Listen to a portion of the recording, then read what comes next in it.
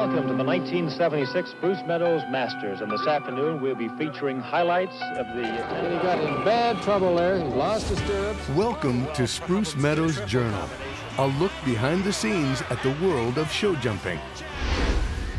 Coming up, we go behind the lens with show jumping photographer Seeley Tetley.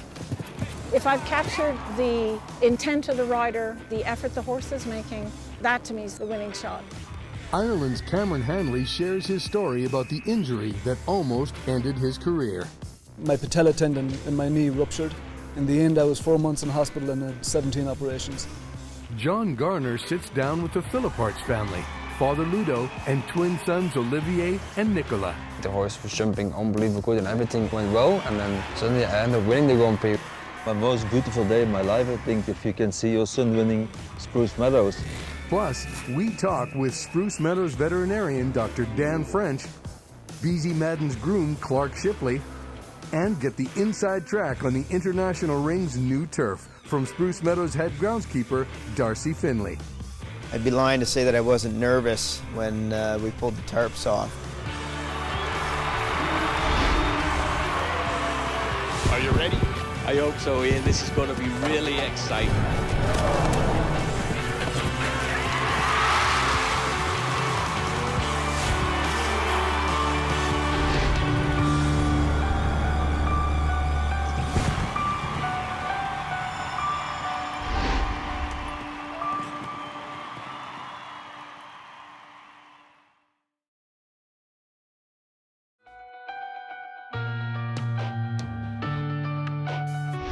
For decades, sport's greatest moments have been captured by some truly gifted artists. One of the best in show jumping is Canadian photographer Seeley Tetley. For over 20 years, she has used her unique eye and passion for the sport to capture breathtaking images. Let's join Seeley Tetley as she takes us behind the lens. I've always loved horses. I had horses, ridden them. I guess it was just natural that I would gravitate towards the horse. I'm self-taught. I never took a lesson in my life. My dad handed me one of his cameras. Off I went to a local horse show. I loved it. And then I realized I better buy books on photography, so I did. Then I bought books on how to operate a darkroom. Very early on, I thought, wow, I could do this. I would like to do this, and I did. I just started showing some of the competitors my photos. They started buying them. Then the shows contacted me to come do their shows, and the rest is history.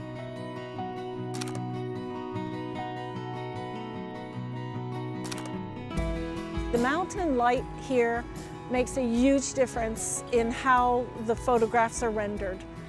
The light appears to be lower. It reflects off the ground. The photos are just unbelievable. The color depth from Spruce Meadows, it's unmatched. The flower, the attention to detail, the jumps themselves, they're pristine. They're well constructed. You just don't see that anywhere else. The attention to detail here is phenomenal. You can be sure whatever trick I have in my bag, I'll use it here rather than somewhere else.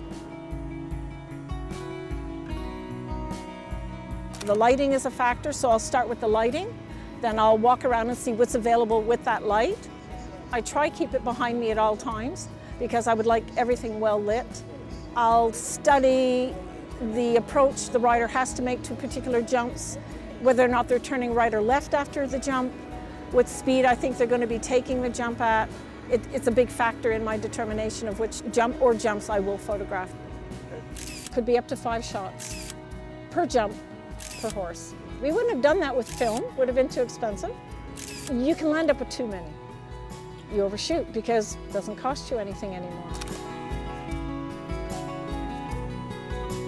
I was resistant until I felt that the digital quality had at least caught up to what we would capture on negatives. So I did hold off for a while until such time that I felt they had developed the cameras to a point that was acceptable to me.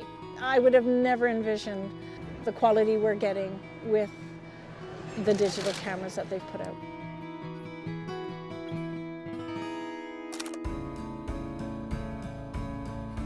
I can be quite nervous, but once the camera's in my hands, then I just sort of go into a zone, and that's where I stay.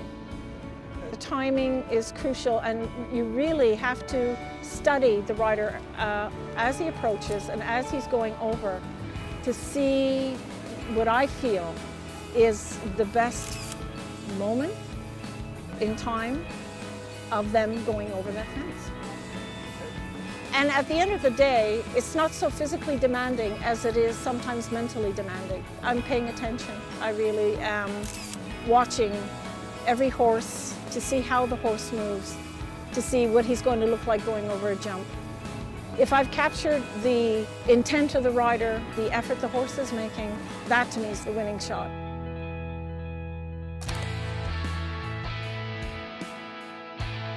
Well, of course, Eric Lamaze and Hickstead. I think I'm just blessed to be present at those Olympic Games as a Canadian, to see, you know, Hickstead and Eric coming down there with Eric pointing at Hickstead, and that to me is one of my favorite photos of all time, where he gave all credit to the horse. So I thought that was very special. I was pleased with what I did get. I think emotion did play a bit of a role there. I'm not sure that I will still be working to see another gold medal for Canada in individual. Very happy I was part of it, that it's part of my memories. It never gets stale. The desire to produce quality work is still there. I just love looking at the photos afterwards and seeing how you can capture moments in time. A picture is worth 1,000 words, and that's what you try to achieve every time. When you hit them, boy, you know. You really know.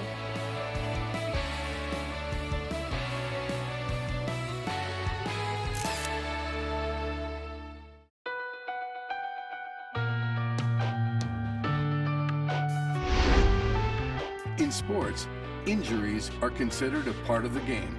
Most are minor, but some can threaten to end an athlete's career. What does a person do when something they've devoted their entire life to is suddenly taken away? For Ireland's Cameron Hanley, it became the ultimate test of character.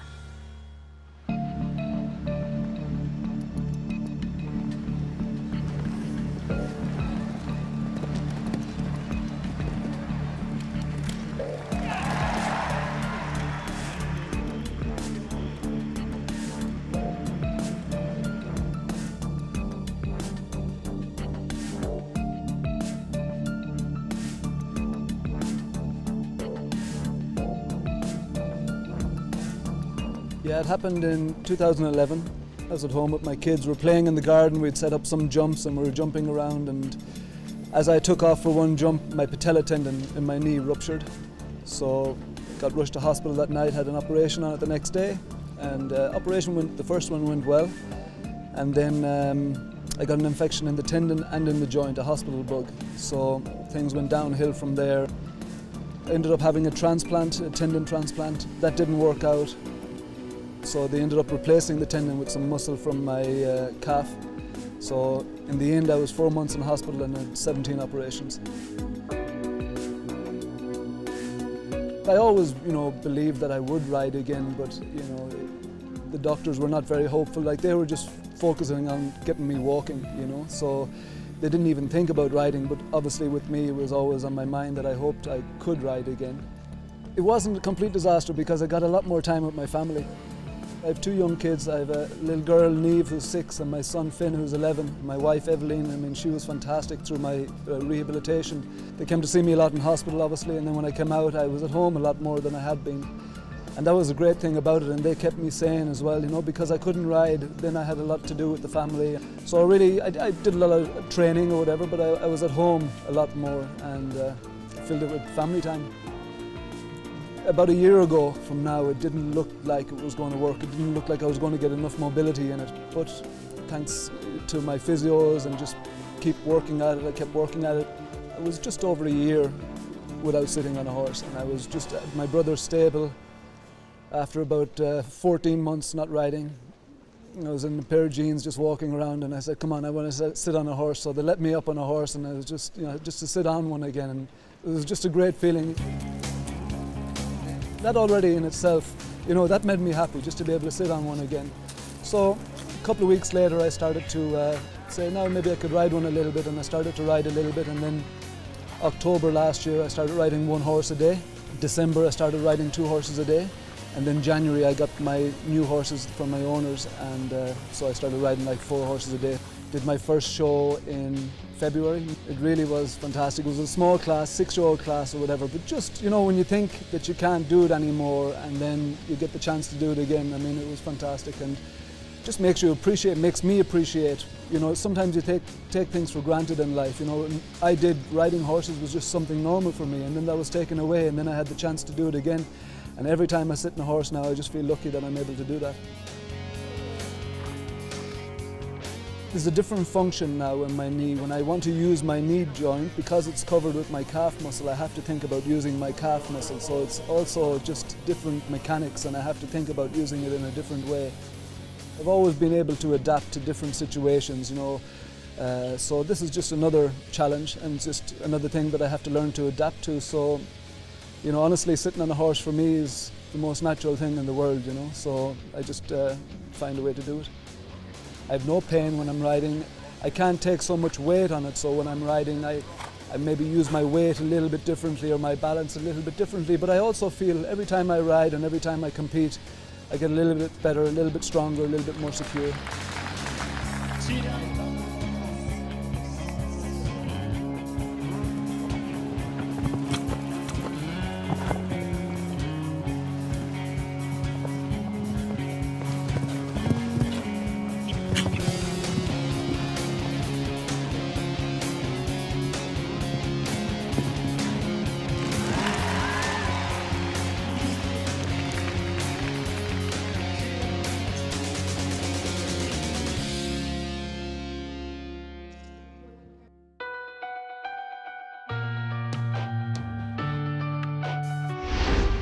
Ludo Philipparts has been a constant on the World Show Jumping Tour for over 2 decades. Still a regular on the Belgian national team, Ludo is now joined by his twin sons, Olivier and Nicolas. Already international champions, they seem set to continue their father's legacy. John Garner sat down with the family Philipparts. Sitting here with Team Philipparts, probably more importantly, family Philipparts. It's a fantastic story. Ludo, Nicolas, Olivier. Ludo, I want to start with you, if you don't mind. You are a legend in our sport. You've been doing this for a long time. I mean, it's decades, really, and I count myself lucky. I grew up watching you. I'm significantly younger. What was your start in the sport? How did you get involved in show jumping? Well, I started when I was very young. I started to ride when I was 6 years old. And then I first rode in some regional competitions. And I was already quite young when I was Belgian champion in that level. I was only 13 years old. Wow. And when I was 19, I went up to the bigger classes. And then when I was 25, 26, I got my very good horse, Darko. And I remember very well, my really big start was also in Spruce Meadows here in 1990. I came for the first time here. I was second in the Grand Prix. And if you see now, 23 years later, my 2 sons are here, and their start is actually also Calgary very important for them. Were they always interested in the sport? Probably hard not to be with you traveling around the world, but was it something they were always interested in, or come a little bit later? I think they were always really interested to ride. Since they are young, they were riding. I think they also started at 7, 8 years old. But they did also quite a lot of other sports, playing football, playing tennis. They did quite a lot of things, but they always came back to the horses. So at the end, they stopped all the other sports and they continued in the horses. Nicolas, so when you very first started riding, I mean, first off, do you remember the first pony you sat on? Yeah, it was a really small pony. It was a pony, I think, Fritz.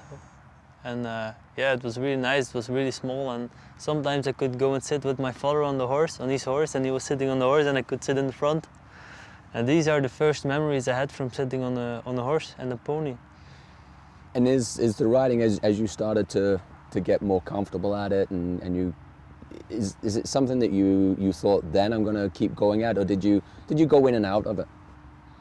Actually, we always stayed in. We always stayed in the ponies and in the horses, but we tried also other sports. On that age, we still could do it together. But when it was starting really serious, I gave up the other sports and I went in the ponies and the horses. And yeah, I don't regret 1 second what I did that time. Do you remember your first pony, or was Fritz the shared pony? Fritz was the first shared pony. But then after that, many different ponies came and the horses came, and after that it all started, yeah. There are also 2 more brothers at home. They ride as well? Yes, they are riding also with the ponies and one already with the horses, and they are also really keen to ride and really motivated, and they want to come in the steps of their brothers, I think. I think that's fantastic. Nicola, I'm going to ask you the question, is do you see this now as your future? This is you're a professional show jumper, that's it? Yeah, okay, I think I'm still very young and I still have a lot to learn, I think, but I think we're on the good way for the moment. I have good horses and I have a good trainer as well. So yeah, I would like to. It would be a dream for me to make the living of the horseback riding, and yeah, we see. Let's talk about that. You smiled. I have a good trainer. What's it like having Dad as coach? Yeah, I think it's super. He always put it the limit quite high, and he always wants more and more, and that's why we're so far now. I think he always wants more, but he's also really realistic. I think he knows what he needs to ask from his sons. Was there, Olivier, was there ever a time, did you ever train with anyone else, or it's always been Dad? I think it's always been my dad together with my uncle. So I think it's always been these two that he was training us the whole career. So I think it's for sure was only them. Ludo, as a father, was there ever a thought as you know, the boys have got to this point, but I know what it's like as a parent myself, is that, you know, kids don't always listen so well to Dad. Do you ever think of, you know, they need to go away a little bit and then maybe come back, or you've always had that solid relationship that way? Okay, I think we had a really good solid relationship together, but there were also quite a lot of times that we had maybe a fallout or a fight, but I think that happens everywhere. But sometimes it is necessary to have things like that they learn, that they catch a wall once before they know how good it is. So, but I think at the end of the day, we had really good times together the last 10 years, and we really enjoyed the last 10 years. This is a question for either of you, Nicola or Olivier. I mean, you guys are, I mean, you're close, obviously, your brothers, you travel around the world and you've grown up together in this sport. Do you have that rivalry between each other at a semi-competitive level? Does it ever get like hard? Not that you want the other one to do bad, but like, okay, you know, Olivier's done this, I gotta go do that. I think once we're in the ring, we're concurrents for sure. You always want to be the best of the two, but once we're out, we're a great team and we support each other everywhere where we can. I think we both learn a lot from each other. I think if one has a problem with the horse or the other one has a problem with the horse, we're always together to find it out together with my father. I agree with that for sure, and I think also on the other side, when in the ring, when like you have somebody else in the lead and I have to come in and my brother has to come, I think it makes us also better to compete more, you know? It makes us better to compete with each other, and then I'm always happy when he wins, and I think he's happy when I win. On the other side, it makes us try to do even better, you know? It's good for ourselves, I think, that we compete together in the sport. Even I try to beat him in the ring when I can. Yeah, it's not It's going not so so well for easy you. anymore the last time, but it keeps me also sharp, so. Let's go back a year, Olivier. You come to Spruce Meadows. When you got here, could you possibly even dream of what Sunday would hold, or was it more a case of, hey, I'm just here for the experience and let's just go have a good week? When the first year I came here, it's the first time I saw this sport, and I mean, this tournament is a place that everybody is aiming on this Grand Prix. Everybody wants to win this one, and then last year the weekend was going well. I really didn't expect to win the Grand Prix, not at all. And then I must say, on Sunday the horse was jumping unbelievably good, and everything went well. And then Sunday I ended up winning the Grand Prix, which was actually unbelievable for me. Was there a certain point in either the first round or even the second round where you went, hang on, we can do this? Or did you just keep going jump by jump and hey, what happens, happens? I would say I just rode my first round and I said he jumped unbelievable good, and I knew there was still the second round to go. It was a very tough round, I knew that, but I knew that my horse was in good shape. It was jumping good, and I just said myself, I just have to do one time the same than the first round, and then we'll see where I end up. When you're on the on-deck circle doing the last jump, what were the words you were giving him? Actually, I had not so much time to explain him anything because I was also in the second round. I was third also in the Grand Prix last year, so he came only a few horses after me. I had not so much time. Maybe it was very good. I couldn't make him nervous, so I had no time to do it. I had to ride myself. I had to concentrate on my own thing, and I came out and I said to him, enjoy your round, stay quiet, and just do what you have to do, and for the rest everything will go. I didn't say so much to him. I think it was not necessary. He rode great. His horse was in great condition. And I think if you see that, you don't need to explain too much. Fabulous.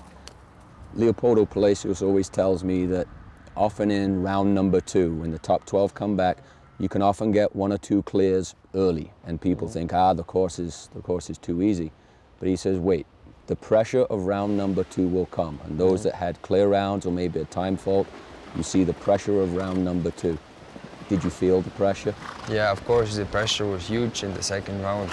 And the other way, I think also the pressure was a little bit also on the other riders, because I had one time fall in the first round, and I think I was third or fourth last to go in the second round. So I just had to do my round, and then the pressure was on the other riders.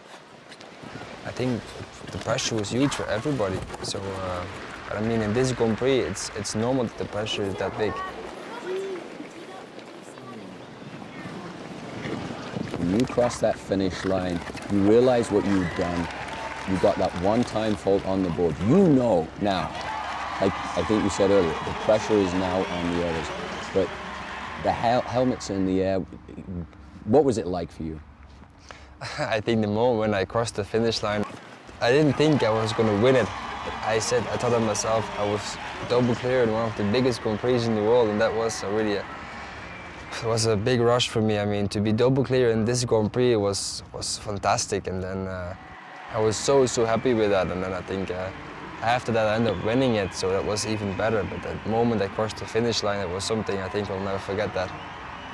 Tell me about the crowd reaction. I mean, you know, this is Calgary, Alberta, Canada. I mean, thousands of miles from home. I mean, you would expect that reaction probably in Belgium, but I mean, there wasn't a person sitting down for when you cross that finish line. I think the crowd here in Spruce Meadows, I think, is one of the best crowds I've ever seen on a show. I mean, this crowd here is cheering for every rider, from the best one till the worst one. They cheer for every rider, and they all want them to go clear.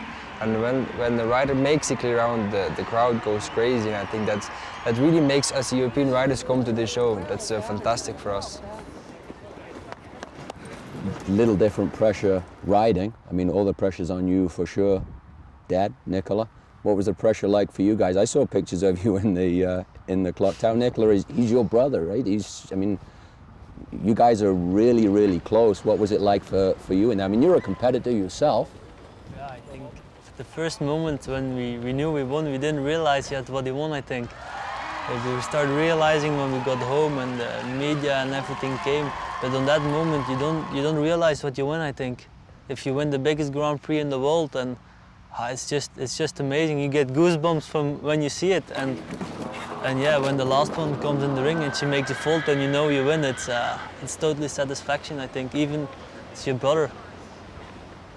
Something special though, right? Because of the bond you guys have that you can share in that. Yeah.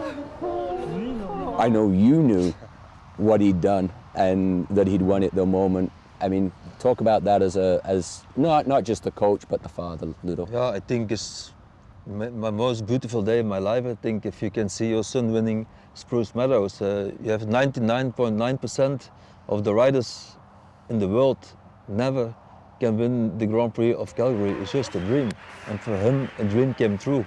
That moment was actually unbelievable. And especially, I have to thank my father. My father has been there always for me. And all the horses I have till now is all thanks of him, together with the other owner, Hubert Hamelink. this couple together has been everything for me the last few years, and hopefully I can keep them for a long time in my life. Thank you very much. Supremacy in international show jumping, the CN International, Olivier Philippots of Belgium. What's it meant for you since then, Olivier, the last 12 months? Like you said, going back home, Nicola was talking about it a little bit, the press coming around. I came back to Belgium, I think, the week after, and it was all in the sports pages on the front page. You kicked football off the front page of the sports. That was incredible. How has it changed? Has it changed you, yeah? Yeah, for sure. It has changed a lot for me. I mean, if you win this Grand Prix, the people start to know you of the youngest rider who won the Grand Prix in Spruce Meadows. And then, I mean, I think since that moment also to get into other big shows, it has given me a big advantage. And on the other side also put more pressure because they always expect a lot from you. But anyway, I think I'm very happy that I won this Grand Prix, and it for sure gave me a huge boost for the rest of my career. The future of the Philippots, how long do you think you can keep going for, Ludo, yourself? I have no idea. It depends also a little bit the horses we got, and you know as well, it's not so easy to have horses on this level for one rider. I have to have the horses for 3 riders, so it's not that easy. And I think so long we can have some horses for the big level, I will continue riding. The day I have not the good horses anymore, then I will stop for sure, and I will give the horses to the children, and that's their future, and they do it very well. So it's a difficult question. It's the nice thing about our sport, though, isn't it? You can, as long as you keep having the horses, you can keep going as long as you want. Yeah, that's very nice of our sport. I think it's not so many sports where you can do it. Well, Ludo, Olivier, Nicola, it's great to have you back. Thank you for taking the time with us. I wish you the best of luck for the weekend to come and the rest of the year, and keep on going, Ludo. It's great. I want to thank also the Sutton family to invite us and to invite my children 3 years ago to come on this show and to give the experience, because there it's everything started, and they give us the possibility to come in the big sport, and all started here actually for them in Spruce Meadows.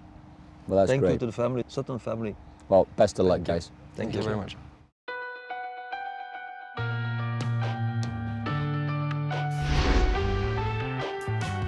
In the sport of show jumping, the health and welfare of the horse is paramount. At Spruce Meadows, the man in charge of making sure this is maintained is Dr. Dan French. John Garner had a chance to catch up with him to talk about the evolution of the sport and his role as the head veterinarian at Spruce Meadows. Dan, we're here in front of the veterinary clinic at Spruce Meadows, your home away from home. Let's talk about the evolution of not just the sport of show jumping, but also veterinary medicine as it pertains to the sport. What do you see as sort of the big changes as the sport has evolved? Well, the sport of show jumping has become internationally recognized. I think the appreciation for the show jumper or the sport horse in general as an athlete has been recognized. It's a long development process to get these horses to be able to compete at the level they are. So veterinary medicine in some ways has led the charge in seeing that the horse as an athlete is the best comparative model to the human athlete, and a number of things can be worked on with the horse that are actually taken over into the human field. Interesting. And the horse itself has changed. I mean, you know, I've not been involved in it actually as long as you have, but even I've seen changes in how the horse is even designed. You know, we talk about the conformation of the horse, how it's built, and I mean the horses that you started out in the sport with, they've changed. The model itself has changed. Well, the model certainly has changed as the demands on the horse have changed. The North American thoroughbred, or the thoroughbred in general, was the athlete, but couldn't withstand the demands of a sport like this that went on for, I mean, now it's year-round.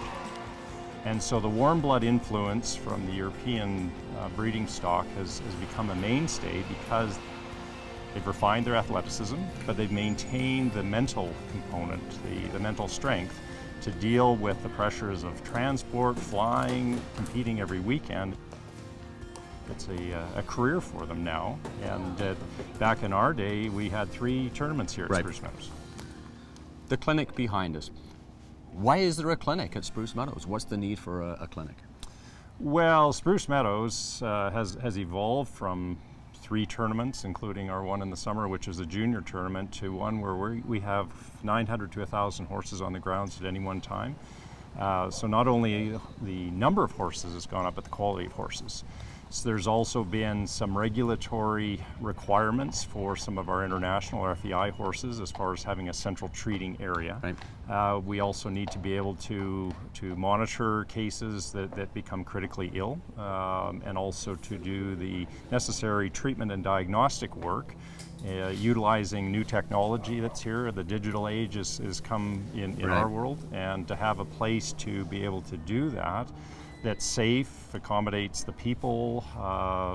Our team, which is a group that has evolved over time from some colleagues in the area to the new vet school here at the University of Calgary. And so we have not only faculty, but students, interns, and residents. So this isn't a one-man show? This is not a one-man band. No, and you know, I feel I'm a bit more of a coordinator of a team, right. And it is a team effort. It takes the talents of many people to be able to do the level of professional work at the standards we want. It's just too much for one person to be able to manage, and we've been able to assemble a great group of individuals. In essence, we're trying to be preemptive with horses, and always looking at their general health day to day. I mean, think back to as a rider, the first thing you did was come in, check in with the grooms, and check the horses yourselves. Like, is everything okay? Talk to me a bit about that relationship, because I think that one's quite interesting. Well, the relationship with the horse, of course, is unique and very special, and I think that's the bond that we see at all levels, from the pony clubs and the young kids to very successful people in the world. They all bond to the horse. We've got the grooms who are with them all the time, and they know their personalities. Right. And we rely on those grooms as people that know the horse, especially here where we have so many that come in from out of town, right. Either overseas or right across North America, Mexico.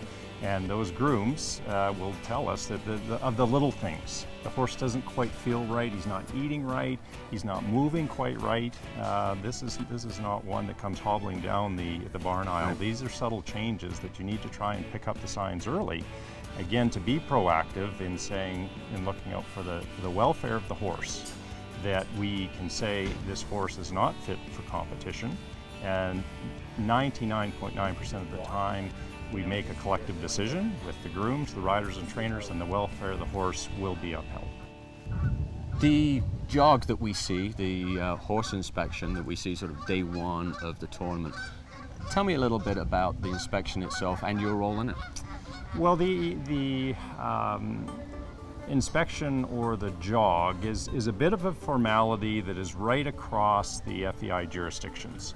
They are trying to, first of all, identify we've got the right horses here. Okay. And to check their passports, make sure that yes, the horse that's supposed to be in this competition is the correct horse. That there isn't a horse that's been replaced knowingly or unknowingly.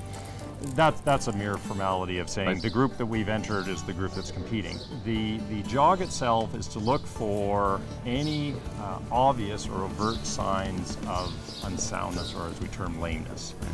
But I think it goes beyond that, especially in our group, because we get to know the horses as they arrive. Some of the inspections were not just whether the horse was lame or not. He came in with a bit of a fever. Is he fit for competition?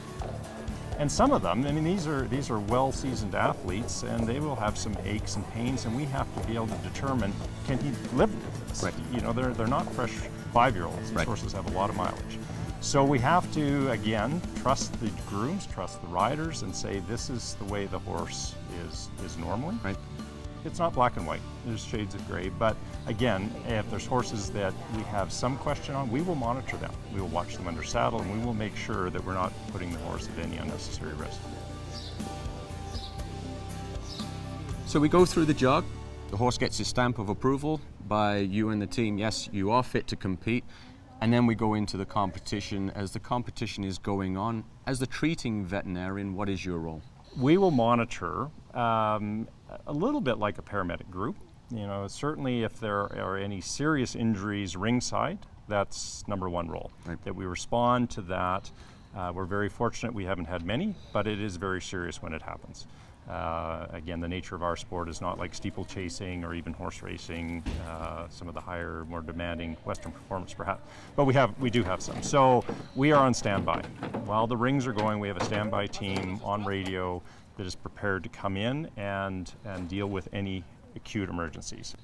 If we have a horse that we remove from the ring that just has an injured leg, make sure we stop outside the international ring, because we may want to reload him into our backup trailer to take him for treatment.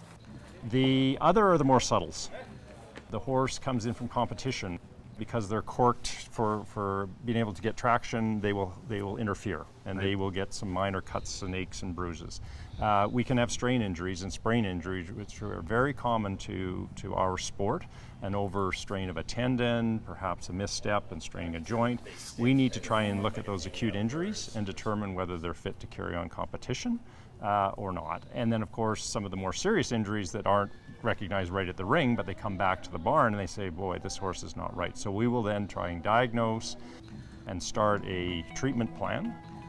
Many times it's initiating just right, saying the horse is not fit for further competition.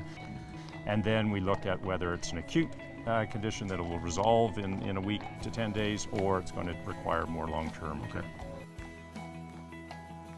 Look forward, if you can, into the future a little bit, and you know, what is the veterinary world doing to further enhance the welfare of the horse? You talk about the welfare of the horse. I think we all believe that is paramount. It's an incredible animal. Tell me some of the things that the veterinary community is working on. Well, I think what they're trying to do now, and this is again across all the competitive equestrian disciplines, is to try and recognize risk factors. Are there certain scenarios? Transportation of horses. They're even looking at whether jet lag plays a role. You know, could there be, is there an adjustment factor because of time changes? Looking at footing. Perhaps footing is a big issue. I know at Spruce Meadows they stay on top of footing, and it is a number one concern. But you can have the best footing, of course you can't control weather conditions. Right. So then you start looking at the combination of footing, weather conditions, fatigue. You know, we have a long summer series of 6 tournaments, and you have to manage your athlete well. And like you say, is that this sport is year-round now, whereas former times it wasn't. Yeah, and you're managing. I think if you were to interview our top international riders, they send a couple horses here.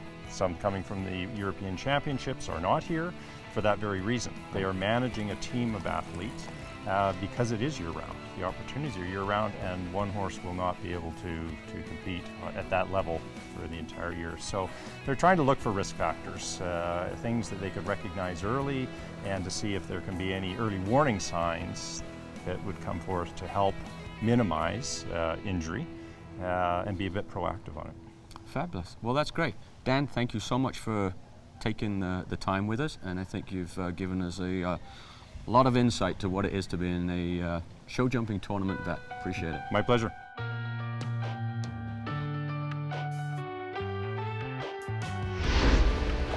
Taking care of an international show jumping horse is an all-day, everyday commitment. As the sport becomes more global, the job of a groom becomes ever more challenging. Clark Shipley knows this firsthand as groom for American great Beezie Madden.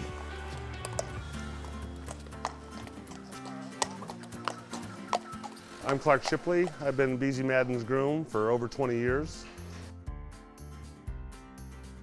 A friend of mine, Sue, that works for us, had worked for John, and I was racing horses, standardbreds.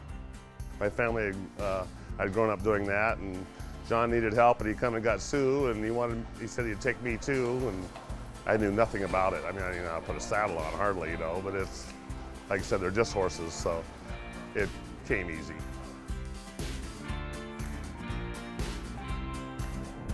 Oh, it's getting here, flying them here, getting them set up, making sure they're comfortable, healthy when they get here, and making sure everything's ready for when Beezie gets here.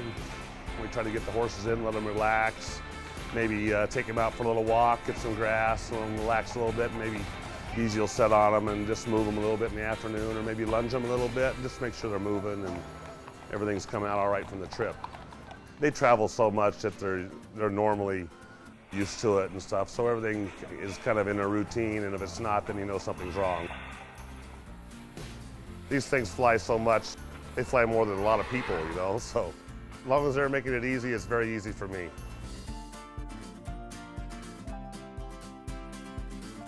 We'll just get here in the morning early and get them fed, get them groomed up and equipment out that we need, get them bathed up and looking good, and Beezy comes and we'll get them tacked up for her and get them to the ring. After so long, you know, it is a routine, which is a good thing. Everything's comfortable usually. Before Beezy gets on, you know, move the saddle up, make sure the girth's tight. Everything's on the horse that needs to be on the horse, and then obviously get a jump for Beezy for the warm-up.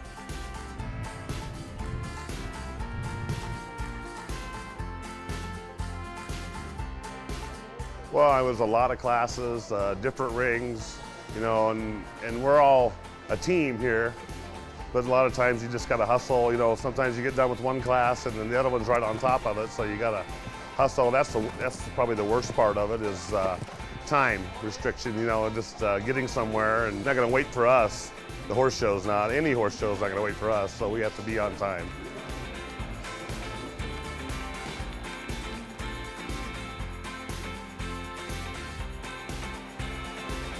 It's very important, but it kind of, again, goes with experience, and I've been here a long time, so we've all worked together for a long time.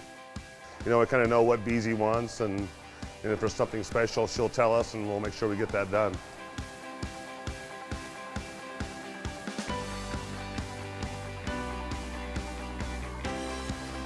Well, we get them put away, wrap their legs, whatever we want to do, and get them fed, and let them relax for a while. Say if we're done by 5 or 6 o'clock, and we'll leave them alone for a while, then I'll come back at 10 o'clock at night, maybe give them a little feed and check their water, or put blankets on or something like that.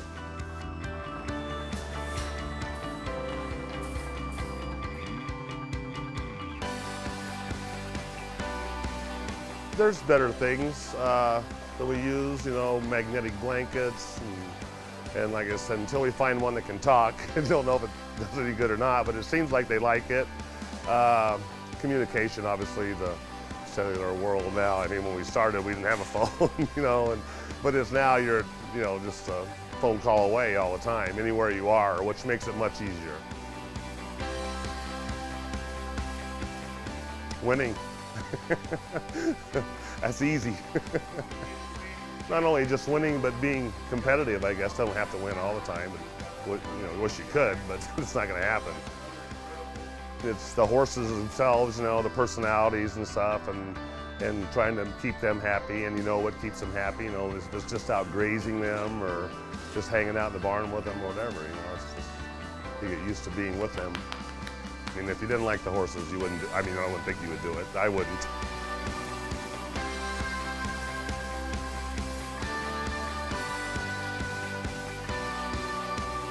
Well, you'd want to get with a good rider, obviously, a good stable, good operation, with some experienced grooms, and someone you could learn from. I think would be the best, just like anything else, you know. If you want to learn, it's just right there. If you ever get to where you think you're not learning, I think you're all done. Up next, we get the inside track on the International Ring's new turf. I'd be lying to say that I wasn't nervous when we pulled the tarps off. Spruce Meadows head groundskeeper Darcy Finley when Spruce Meadows Journal returns.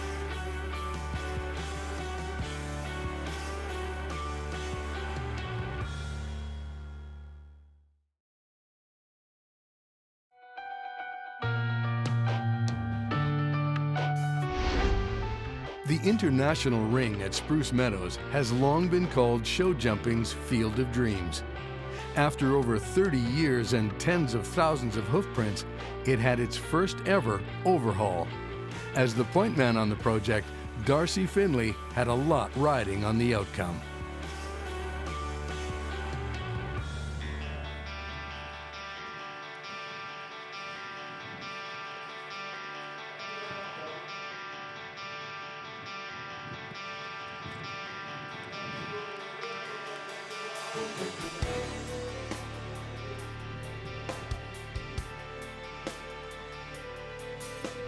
There was a little bit less knowledge in turf grass management at the time when they built the international ring, and essentially they took the native soils that were here and moved them around a little bit, leveled the arena out to what we kind of see there now, and used the native soils and then planted the grass on top of that.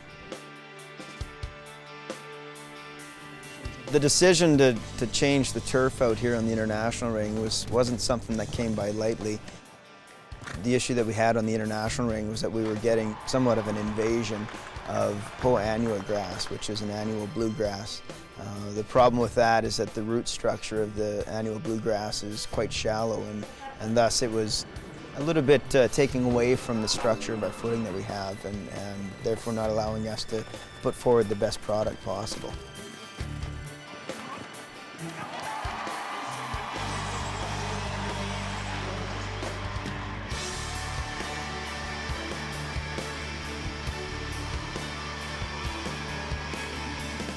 We finished jumping out on the international ring around 4:30 or so, and by 7 o'clock we had all the jumps and material stripped off the arena, and the first blades were hitting the ground and starting to cut up the sod that was there. Quite an interesting, nervous, exciting moment to start seeing the sod leaving the arena here, which everybody was a little bit unnerved about it. But I gave myself a timeline, and I gave the contractor a timeline of no more than 7 days, start to finish. It was important to me to get started immediately after the Masters was finished, and after we finished jumping out here, so that we could achieve that timeline that we set out. We were just shy of 4 1/4 acres of sod that was reinstalled into the international ring when we finished the project.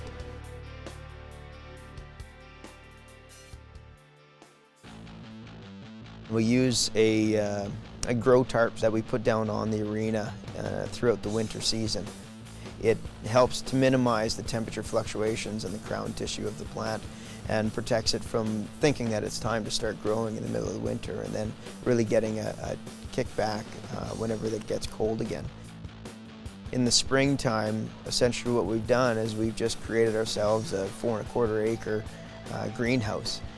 It allows the airflow to go through that tarp, it allows moisture to go through that tarp, and it allows the sun's energy in the springtime to start to heat up the root structure early in the spring. And essentially what it does is lengthens our grow season. I'd be lying to say that I wasn't nervous when we pulled the tarps off and had a look at what it was like underneath there. But when we did pull the tarps off this spring, everything looked fabulous. The grass had been growing already quite a bit, and we had to get out there right away and start cutting the height down because the turf had started to grow quite a bit. We kind of went about the process a little different than I know of anybody else taking on in the world, really, and that we've incorporated some fibers into our footing as well. We had to do a lot of testing in that in different areas to be able to incorporate an artificial root structure so that it would allow the sod that we're laying down to root itself to what we're adding to what Mother Nature can do. Better than before? Better than before. Science is always evolving, and we're always taking the information that we can get our hands on and trying to use that in putting forth the best footing that we can here. And even coming into that and tearing the sod out, there was a lot of comments coming from the riders and trainers that we had some of the best, if not the best, footing in the world. And so there was a lot of surprises out there that we went and tore up what was already known as the best in the world to make it better.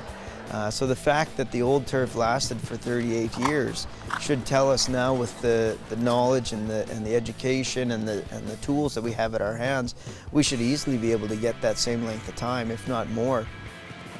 I think that we can have a footing that'll last us for many, many years to come.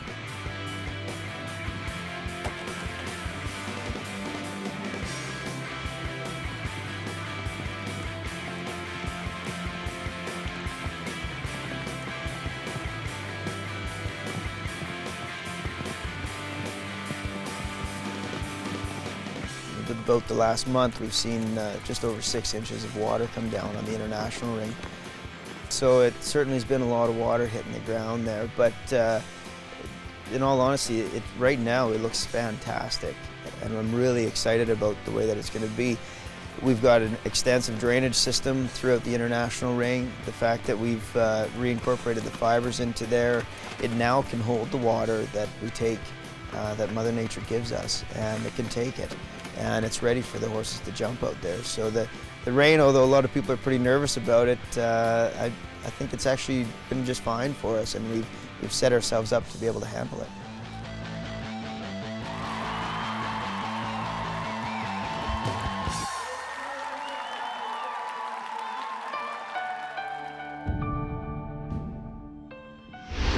Spruce Meadows Journal, a look behind the scenes at the world of show jumping.